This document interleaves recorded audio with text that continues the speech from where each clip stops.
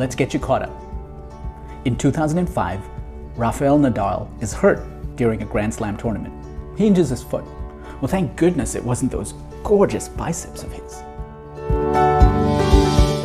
He soldiers on, finishes the tournament, and doesn't tell anyone. Not the officials, the press, the fans.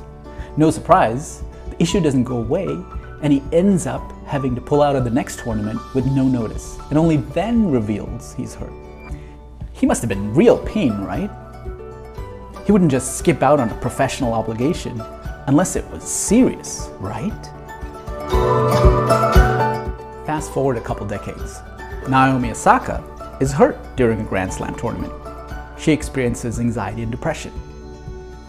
She soldiers on, finishes the tournament, and several more tournaments after that. She doesn't tell anyone, not the officials, the press, the fans. No surprise, the issue doesn't go away, and eventually she ends up pulling out of a tournament with no notice, and then reveals that she's hurt. She can't be in real pain, right? She must be posturing. This must be some kind of power play, right?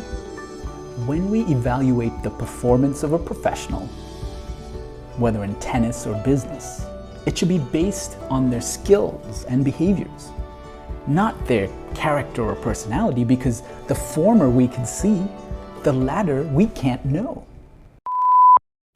This is a public service announcement. The next time you're doing a performance review, separate skills from personality, because personality has no place in a performance review.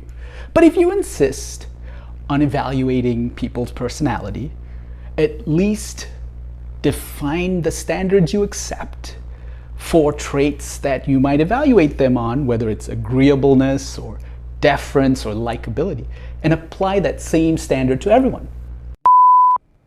But for some groups, particularly those in the majority, or those who historically have been in positions of power or influence, a single strength or action is often generalized into a positive assessment of everything about them. Their performance, their personality, everything. That is known as the halo bias. For other groups, a single weakness or action can often be generalized into a negative assessment of everything about them. Their performance, their personality, everything. That is known as the horn bias. And there's a growing body of evidence that for women and people of color in the US, not only are their skills and actions unfairly evaluated and painted with a single negative brush, but those negative views often extend to their character and personality as well. A 2006 study analyzed data from 708 companies over a 30-year period and found that for women, 66% of performance reviews contained negative criticisms about their personality.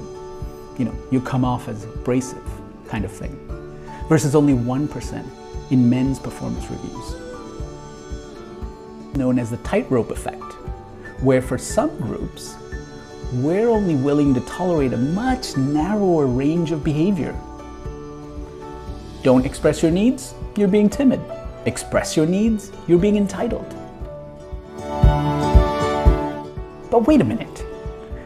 Is this whole situation with Naomi Osaka really about halos and horns and tightropes? Or is it actually about the difference between a broken foot and anxiety and depression? Ciao.